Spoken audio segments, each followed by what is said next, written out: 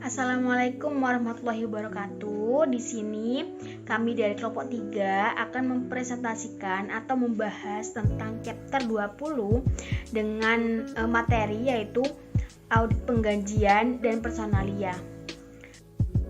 Perkenalkan, nama saya Zindiani Romadoni, NIM 1908 1030 1009. Halo, perkenalkan saya Radiatun Nurul Janah dengan NIM 1908 1030 1012.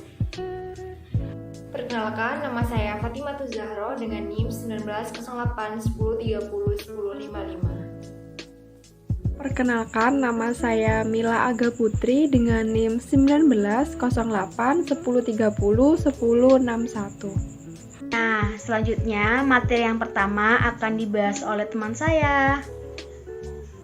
Nah, jadi yang pertama di dalam bab 20 ini yaitu mengenai audit siklus penggajian dan personalia. Nah, di dalam pendahuluan atau di bagian awal bab ini ada studi kasus yang mana berjudul staf auditor tidak boleh hanya mengikuti perintah saja. Nah, jadi studi kasus ini menceritakan seorang Leslie yang mana ia merupakan lulusan magister akuntansi. Nah, ia menjadi staf audit tepatnya di sebuah kantor akuntan publik. Nah, selama ia bekerja menjadi auditor di Cisco Incorporation, yaitu merupakan perusahaan pengembangan perangkat lunak. Nah, selama 3 tahun sebelum Leslie bekerja atau bergabung di Cisco ini, yang mengaudit perusahaan Cisco ini bernama Bob. Namun sekarang dia tidak lagi. Nah, karena sudah ada Leslie dan dia hanya bertugas untuk mengawasi pekerjaan Leslie menyangkut kapitalisasi biaya pengembangan perangkat lunak, yang mana pertama kali yang Leslie lakukan ialah ia akan mempelajari terlebih dahulu mengenai standar akuntansi yang berlaku yang diperbolehkan gitu mengenai kapitalisasi biaya. Nah, contohnya di sini Leslie ini memahami bahwa biaya ini tidak dapat dikapitalisasi hingga kelayakan teknologi ini telah ditentukan baik melalui rancangan program terperinci ataupun melalui rancangan produk dan penyelesaian model kerja yang dikonfirmasi melalui pengujian. Nah, setelah Bob ini merancang program audit untuk dikapitalisasi atau lebih tepatnya untuk dikapitalisasi biaya pengembangan terhadap perangkat lunak ini, lalu Bob ini meminta kepada Leslie ini untuk memverifikasi biaya penggajian yang mana merupakan bagian yang signifikan dari biaya pengembangan. Nah, setelah Leslie ini menguji biaya penggajian ini, dia ini tidak menemukan salah saji di saat dia mengoreksinya. Nah, lalu dia bertanya kepada Jack Smart, di mana ia selaku controller Cisco, dan Jack Smart ini mengatakan bahwa itu sudah sesuai. Nah, lalu timbul keraguan di dalam diri Leslie karena representasi dari manajemen ini merupakan bukti audit yang lemah, dan dia meragukan apakah memang Jack ini benar-benar orang yang paling mengetahui mengenai status teknis proyek perangkat lunak gitu. Nah, sehingga untuk mengatasi keraguannya dan kekhawatirannya tersebut, akhirnya Leslie ini memutuskan untuk bertanya kepada insinyur, yaitu tepatnya insinyur perangkat lunak yang mana ia ini bertanggung jawab mengenai salah satu proyek. Nah, dan ternyata setelah Leslie bertanya kepada insinyur ini, memang Leslie ini menemukan keraguan yang sama di proyek yang lainnya. Nah, hal ini diketahui oleh Bob. Nah, dengan demikian maka Bob ini mengatakan kepada Leslie bahwa seharusnya Leslie ini tidak bertanya kepada insinyur. Nah, seharusnya Leslie ini bekerja atau mengerjakan prosedurnya ini sesuai dengan apa yang Bob minta, dan Bob ini mengatakan kepada Leslie bahwa tidak ada yang salah dengan biaya kapitalisasi pengembangan perangkat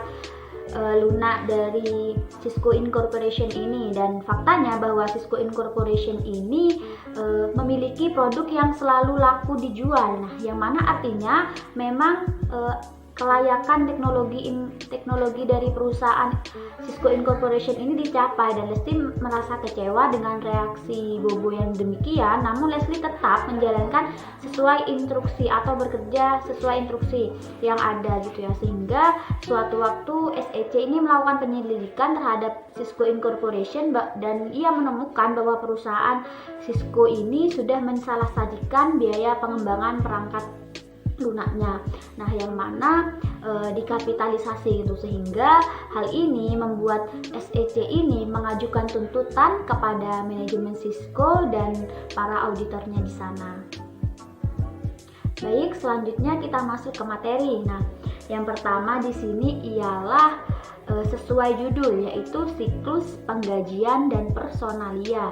Nah, ini melibatkan pekerjaan serta pembayaran gaji ke karyawan. Nah, karena kan tenaga kerja ini atau karyawan ini penting sekali di dalam perusahaan nantinya nilai persediaan, terutama untuk perusahaan manufaktur, perusahaan konstruksi, dan industri yang lainnya. Nah, seperti case yang sudah saya ceritakan tadi, yang menceritakan Leslie bahwa Leslie melakukan audit atas Cisco Incorporation itu, bahwa penilaian dan pengalokasian biaya yang tidak tepat ini dapat menimbulkan salah saji laba bersih yang material gitu. Nah, dan fraud ataupun kecurangan di dalam proses penggajian ini akan menyebabkan pemborosan dan ketidakefisienan seperti itu. Nah, selanjutnya di sini ada judul mengenai akun dan transaksi dalam siklus penggajian dan personalia. Nah, jadi keseluruhan audit siklus penjualan dan penggajian dan personalia ini ialah untuk mengevaluasi apakah saldo akun yang terpengaruh oleh siklus ini sudah dinyatakan atau disajikan secara wajar sesuai dengan standar akuntansi yang berlaku umum atau tidak gitu. Nah, di sini akun-akun umum dalam siklus penggajian dan personalia ini ditunjukkan di gambar 20.1 ini. Nah, jadi gambar akun T ini mengilustrasikan cara informasi akuntansi mengalir melalui berbagai akun dalam siklus penggajian dan personalia, mohon maaf.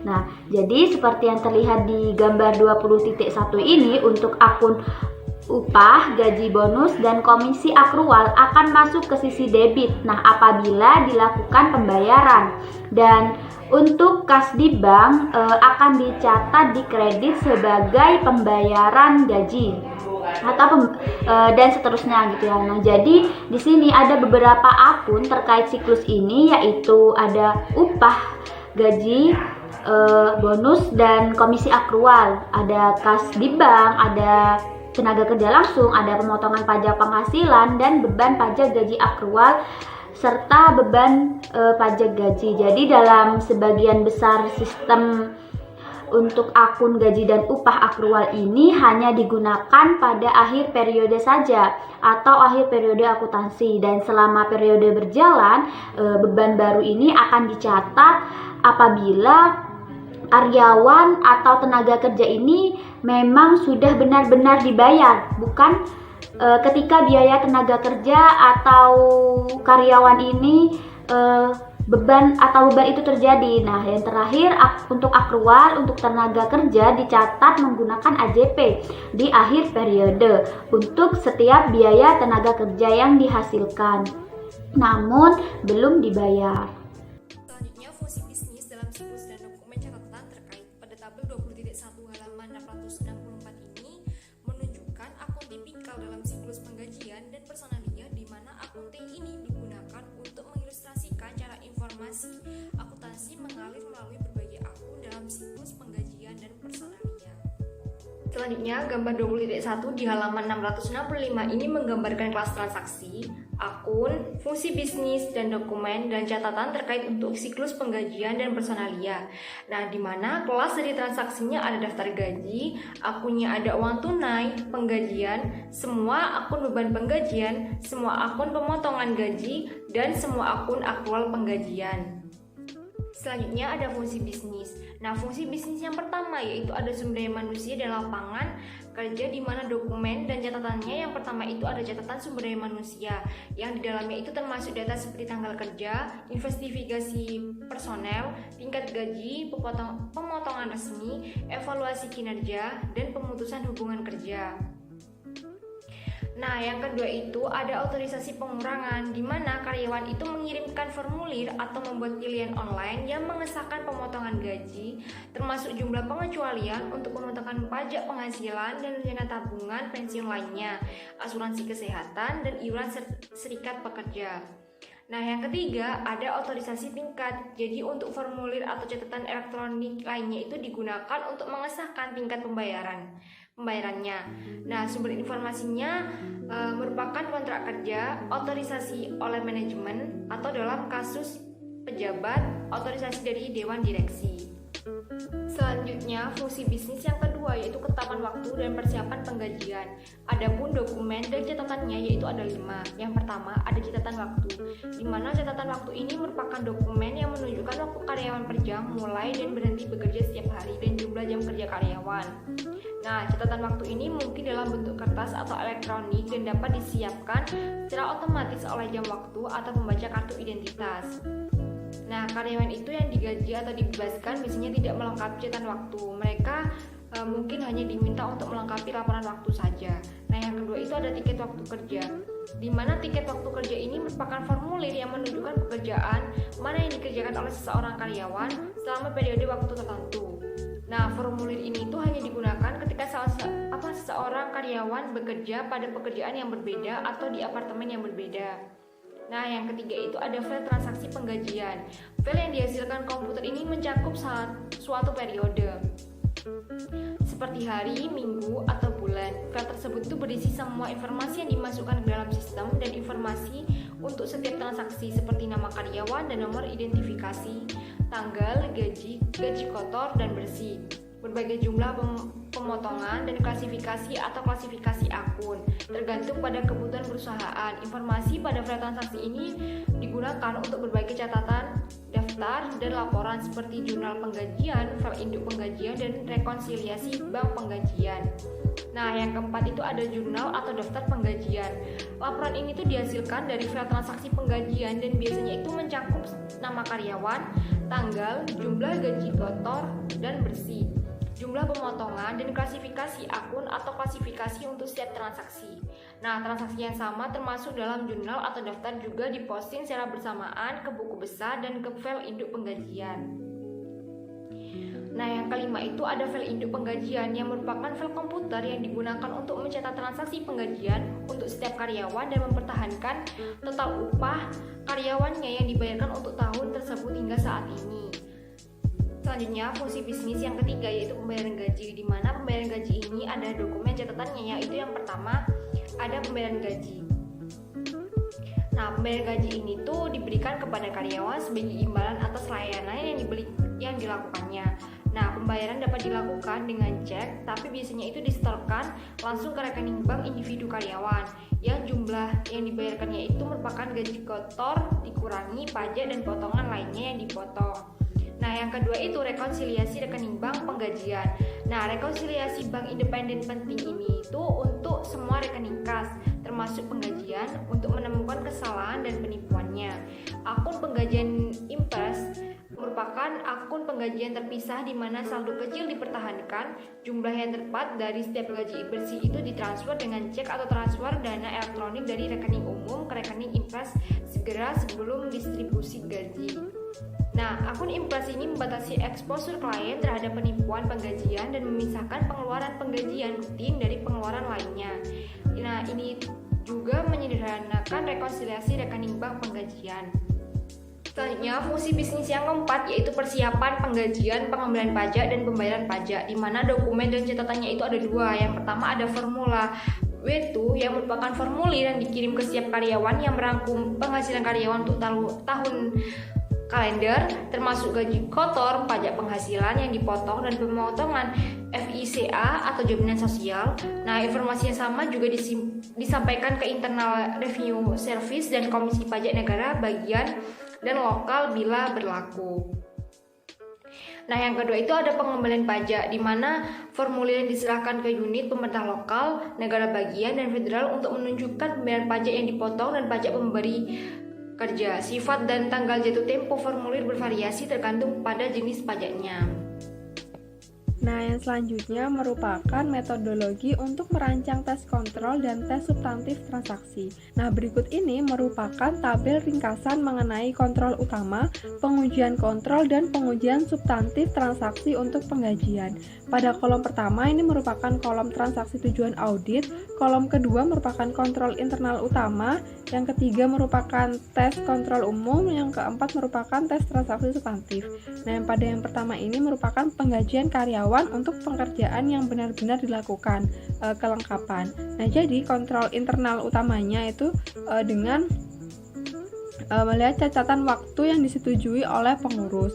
Lalu yang kedua yaitu dengan menggunakan jam yang digunakan untuk mencatat waktu.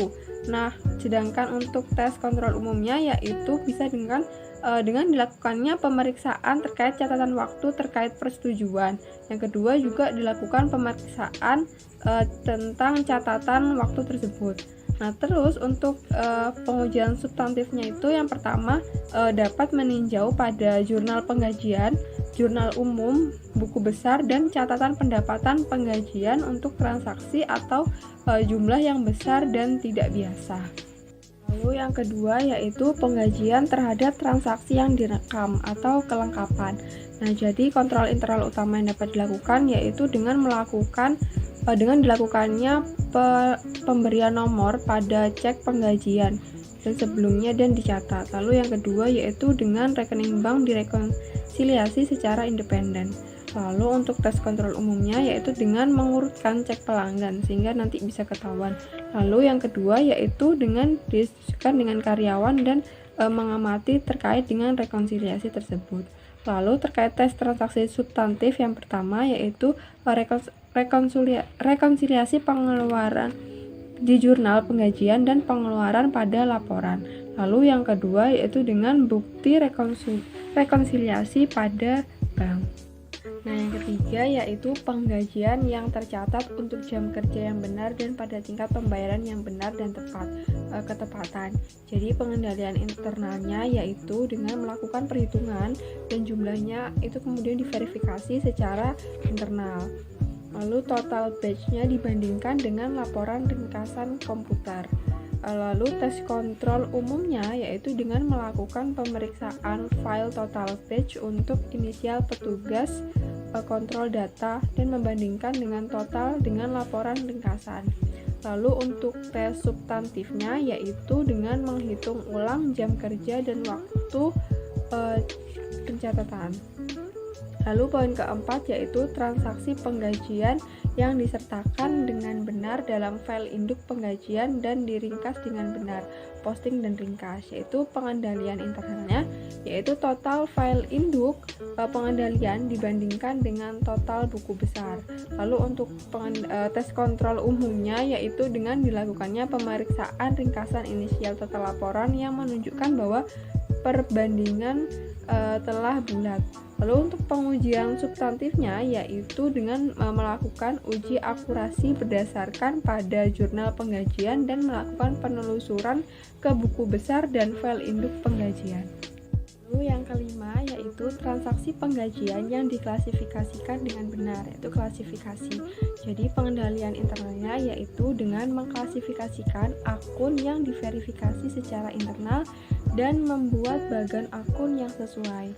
Kemudian untuk tes kontrol umumnya yaitu dengan melakukan peninjauan bagan akun dan juga melakukan pemeriksaan verifikasi internal. Dan untuk pengujian substantifnya yaitu dengan membandingkan klasifikasi dengan bagan akun atau manual prosedur dan melakukan peninjauan catatan terkait waktu untuk karyawan departemen dan menelusurinya. Lalu kemudian yang keenam yaitu transaksi penggajian yang dicatat pada waktu yang benar, yaitu waktu.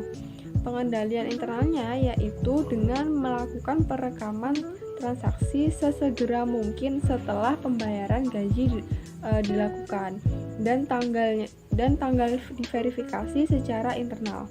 Dan untuk tes kontrol umumnya yaitu dengan melakukan pemeriksaan manual prosedur dan mengamati saat perekaman berlangsung, dan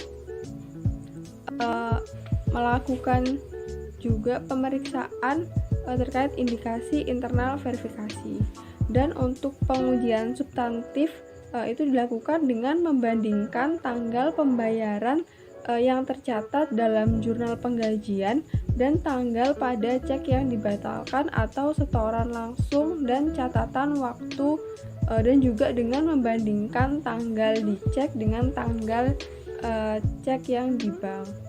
Selanjutnya yaitu kontrol utama dalam siklus penggajian dan personalia untuk menilai resiko pengendalian. Yang pertama yaitu dengan pemisahan tugas yang memadai.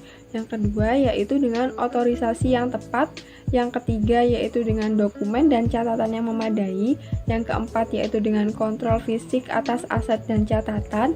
Yang kelima yaitu dengan pemeriksaan independen pada kinerja. Yang keenam yaitu dengan persiapan formulir pajak gaji. Yang ketujuh yaitu dengan pembayaran tepat waktu dari pajak gaji yang dipotong. Lalu yang kedelapan hubungan antara penggajian dan inventory valuation. Yang kesembilan yaitu dengan tes untuk karyawan yang tidak ada. Lalu yang ke-10 yaitu tes untuk jam penipuan. Lalu yang ke-11 yaitu dengan laporan pengeluaran penipuan. Nah, di materi kita yang terakhir ada metodologi untuk merancang prosedur analitis substantif dan pengujian rincian neraca. Selama 2 tahap pertama audit, auditor menilai resiko pengendalian dan melakukan pengujian pengendalian dan pengujian substantif atas transaksi. Setelah menyelesaikan pengujian ini dan menilai kemungkinan salah saji dalam laporan keuangan dalam siklus penggajian dan personalia, auditor mengikuti metodologi untuk merancang pengujian rincian saldo. Nah, di tahap yang pertama ini ada identifikasi resiko bisnis klien yang mempengaruhi penggajian. Resiko bisnis klien yang signifikan yang mempengaruhi penggajian tidak mungkin terjadi di sebagian besar perusahaan. Tahap selanjutnya ada menetapkan materialitas kinerja dan menilai resiko inherent. Sebagian besar perusahaan memiliki sejumlah besar transaksi yang melibatkan penggajian, seringkali dengan jumlah total yang besar. Namun, akun neraca biasanya tidak signifikan, kecuali untuk tenaga. Selanjutnya ada menilai resiko pengendalian dan melakukan pengujian terkait. Sebelumnya, dalam bab ini kita telah membahas penilaian resiko pengendalian dan pengujian pengendalian yang terkait serta pengujian substantif atas transaksi. Nah, lihat kemudian tahap selanjutnya yaitu merancang dan melakukan pengujian rincian saldo untuk liabilitas dan beban. Verifikasi akun kewajiban yang terkait dengan penggajian sering disebut biaya penggajian yang masih harus dibayar. Biasanya langsung jika pengendalian internal beroperasi secara efektif. Ketika auditor yakin bahwa transaksi penggajian telah dicatat dengan benar dalam jurnal penggajian dan formulir pajak penggajian yang terkait, disiapkan secara akurat dan pajak segera dibayar. Pengujian atas rincian saldo seharusnya tidak memakan waktu. Nah, 2 tujuan audit terkait saldo utama dalam menguji kewajiban penggajian adalah yang pertama adalah akrual dalam neraca saldo dinyatakan dalam jumlah yang besar atau akurasi. Yang kedua, transaksi dalam siklus penggajian dan personalia dicatat pada periode yang tepat atau pisah batas. Nah, perhatian utama dalam kedua tujuan ini adalah untuk memastikan bahwa tidak ada akrual yang diremehkan atau dihilangkan. Selanjutnya, dapat memeriksa akun kewajiban utama dalam siklus penggajian dan personalia. Memeriksa akun kewajiban utama dalam siklus penggajian dan personalia di antara lain adalah sebagai berikut. Yang pertama itu ada jumlah yang dipotong dari gaji karyawan. Nah, pajak gaji yang dipotong tetapi belum dibayarkan kepada pemerintah dapat diuji dengan membandingkan saldo dengan jurnal penggajian. Formulir pajak gaji yang disiapkan pada periode berikutnya dan pengeluaran kas periode berikutnya. Hal-hal lain yang ditahan seperti tabungan pensiun, iuran serikat kerja, obligasi tabungan, dan asuransi dapat diverifikasi dengan cara yang sama. Jika pengendalian internal beroperasi secara efektif, visa batas dan akurasi dapat dengan mudah diuji pada saat yang sama dengan prosedur ini. Nah, yang kedua ada gaji upah yang masih harus dibayar. Nah, akrual untuk gaji dan upah muncul ketika karyawan tidak dibayar selama beberapa hari atau jam terakhir dari upah yang diperoleh sampai periode berikutnya. Pegawai yang digaji biasanya menerima semua gaji mereka kecuali lembur pada hari terakhir bulan itu. Tetapi seringkali beberapa hari upah untuk karyawan per jam tidak dibayar pada akhir tahun. Pemotongan yang benar dan akurasi gaji dan upah yang masih harus dibayar tergantung pada kebijakan perusahaan yang harus diikuti secara konsisten dari tahun ke tahun. Beberapa perusahaan menghitung jam pembayaran yang tepat yang diperoleh pada periode berjalan dan dibayarkan pada periode berikutnya. Sedangkan yang lain menghitung perkiraan proporsi. Nah, misalnya itu jika penggajian berikutnya dihasilkan dari 3 hari kerja selama tahun berjalan dan 2 hari kerja selama tahun berikutnya. Penggunaannya yaitu 60% dari gaji kotor periode berikutnya sebagai akrual adalah contoh perkiraannya. Nah, setelah auditor menentukan kebijakan perusahaan untuk memperoleh upah dan mengetahui bagaimana itu konsisten dengan tahun-tahun sebelumnya, prosedur audit yang tepat untuk menguji visa batas dan akurasi ini adalah dengan menghitung ulang akrual klien. Pernyataan salah yang paling mungkin dari setiap signifikasi dalam neraca adalah kegagalan untuk memasukkan jumlah hari yang tepat dari upah yang diterima, tetapi belum dibayar. Kemudian yang ketiga ada komisi yang masih harus dibayar. Konsep yang sama yang dilakukan dalam memverifikasi gaji dan upah yang masih harus dibayar berlaku juga untuk komisi yang masih harus dibayar.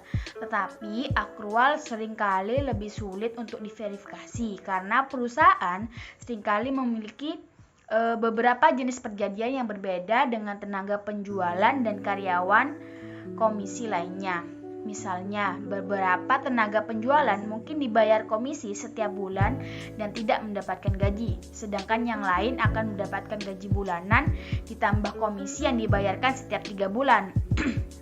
Nah, dalam memverifikasi hal ini, komisi yang masih harus dibayar, pertama-tama perlu ditentukan sifat perjanjian komisi dan komisinya itu bagaimana, dan kemudian menguji perhitungan berdasarkan perjanjian itu.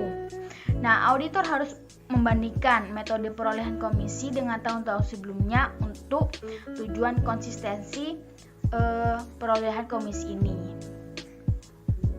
Nah, kemudian yang keempat ada bonus yang masih harus dibayar. Nah, di banyak perusahaan, bonus akhir tahun yang belum dibayarkan kepada pejabat dan karyawan merupakan item utama, sehingga kegagalan untuk mencatatnya akan mengakibatkan salah saji material. Verifikasi akrual yang dicatat biasanya dapat dilakukan dengan membandingkannya dengan jumlah yang disahkan dalam notulen rapat. Yang kelima ada uang liburan yang masih harus dibayar, uang sakit atau tunjangan lainnya. Nah, akrual yang konsisten dari kewajiban ini relatif terhadap tahun sebelumnya adalah pertimbangan paling penting dalam mengevaluasi kewajaran jumlah. Kebijakan perusahaan untuk mencatat kewajiban harus ditentukan terlebih dahulu, dan kemudian jumlah yang dicatat harus dihitung ulang. Kebijakan perusahaan harus sesuai dengan standar akuntansi untuk absen yang dikompensasi. Yang keenam ada pajak penggajian yang masih harus dibayar. Pajak penggajian seperti Vika dan pajak pengangguran negara bagian dan federal dapat diverifikasi dengan memeriksa formulir pajak yang disiapkan pada periode berikutnya untuk menentukan jumlah yang seharusnya dicatat sebagai kewajiban pada tanggal neraca. Yang ketujuh ada pengujian rincian saldo untuk akun beban. Beberapa akun pada laporan laba rugi dipengaruhi oleh transaksi penggajian. Yang paling penting adalah gaji dan bonus petugas, gaji kantor, gaji dan komisi penjualan, serta tenaga kerja pabrik langsung. Juga biasanya dipengaruhi oleh biaya yang dapat dipecah lebih lanjut oleh divisi, produk atau cabang. Nah, tunjangan tambahan seperti asuransi kesehatan juga dapat dimasukkan dalam biaya. Auditor perlu melakukan pengujian tambahan yang relatif sedikit atas akun laporan laba rugi di sebagian besar audit di luar prosedur analitis substantif, pengujian pengendalian, pengujian substantif transaksi, dan pengujian terkait akun kewajiban yang telah dibahas. Pengujian tambahan yang ekstensif harus diperlukan hanya karena ketika auditor menemukan defisiensi signifikan atau kelemahan material dalam pengendalian internal, salah saji signifikan dalam pengujian kewajiban atau varians utama yang tidak dapat dijelaskan dalam prosedur analitis substantif. Namun demikian, beberapa akun laporan laba rugi sering diuji dalam siklus penggajian dan personalia. Ini termasuk kompensasi petugas, komisi, beban pajak gaji, total gaji, dan tenaga kontrak. Selanjutnya yang ke-8 ada kompensasi petugas. Nah, kompensasi petugas adalah jumlah yang disahkan oleh Dewan Direksi. Karena gaji dan bonus mereka harus dimasukkan ke dalam formulir 10K perusahaan yang diajukan ke SEC dan pengembalian pajak penghasilan federal. Verifikasi kompensasi petugas juga diperlukan karena beberapa individu mungkin berada dalam posisi untuk membayar diri mereka sendiri lebih dari jumlah yang diizinkan. Tes audit yang biasa dilakukan adalah memperoleh gaji resmi setiap pejabat dari risalah rapat Dewan Direksi dan membandingkannya dengan catatan pendapatan terkait. Selanjutnya ada komisi. Auditor dapat memverifikasi biaya komisi dengan relatif mudah jika tingkat komisi sama untuk setiap jenis penjualan dan informasi penjualan yang diperlukan tersedia dalam catatan akuntansi. Total biaya komisi dapat diverifikasi dengan mengalihkan tarif komisi untuk setiap jenis penjualan dengan jumlah penjualan dalam kategori tersebut. Jika informasi yang diinginkan tidak tersedia, mungkin perlu untuk menguji pembayaran komisi tahunan atau bulanan untuk tenaga penjualan terpilih dan menelusurinya ke total pembayaran komisi. Selanjutnya ada beban pajak penggajian. Beban pajak penggajian untuk tahun tersebut dapat diuji dengan terlebih dahulu mendamaikan total penggajian pada setiap formulir pajak penggajian dengan total penggajian sepanjang tahun. Total pajak gaji kemudian dapat dihitung ulang dengan mengalihkan tarif yang sesuai dengan gaji kena pajak. Nah, perhitungannya seringkali memakan waktu karena pajak biasanya hanya berlaku pada sebagian dari gaji dan tarifnya dapat berubah sepanjang tahun jika laporan keuangan pembayaran pajak tidak berdasarkan tahun kalender. Pada sebagian besar audit, perhitungannya mahal dan tidak diperlukan kecuali prosedur analitis substantif menunjukkan masalah yang tidak dapat diselesaikan melalui prosedur lain. Bila perlu, pengujian biasanya dilakukan bersamaan dengan pengujian akrual pajak gaji. Selanjutnya ada total payroll, sebuah tes yang terkait erat dengan tes untuk pajak gaji adalah rekonsiliasi total biaya gaji dalam buku besar dengan pengembalian pajak gaji dan formulir W2. Tujuan pengujian adalah untuk menentukan apakah transaksi penggajian dibebankan ke akun penggajian atau tidak dicatat dalam jurnal penggajian sama sekali. Karena catatan pajak penggajian dan penggajian biasanya disiapkan langsung dari file induk penggajian. Salah saji jika ada, kemungkinan ada di kedua catatan. Pengujian pengendalian pengujian substantif atas transaksi merupakan cara yang lebih baik untuk mengungkap kedua jenis salah saji ini dalam sebagai besar audit. Yang kemudian ada tenaga kerja kontrak. Nah, untuk mengurangi biaya penggajian, banyak organisasi membuat kontrak dengan organisasi luar untuk menyediakan staf. Individu yang menyediakan layanan dipekerjakan oleh organisasi luar. Misal, perusahaan sering membuat kontrak dengan perusahaan layanan teknologi informasi untuk menangani fungsi manajemen dan staf TI perusahaan. Biaya yang dibayarkan ke organisasi luar diuji dengan membandingkan jumlah dengan pengaturan kontrak yang ditandatangani antara perusahaan dan perusahaan jasa luar. Yang terakhir ada tujuan penyajian dan pengungkapan. Pengungkapan yang diperlukan untuk transaksi dan saldo siklus penggajian dan personalia tidak ekstensif. Namun, beberapa transaksi kompleks seperti opsi saham dan rencana kompensasi pejabat eksklusif lainnya mungkin memerlukan pengungkapan catatan kaki. Auditor dapat menggabungkan proses audit yang terkait dengan 4 tujuan penyajian dan pengungkapan dengan pengujian rincian saldo untuk akun kewajiban dan beban. Prosedur lain yang terkait dengan tujuan penyajian dan pengungkapan akan dibahas lebih lanjut pada bab 24. Itu tadi adalah materi penutup dari bab 20 ini. Terima kasih sudah menonton sampai akhir. Bye-bye.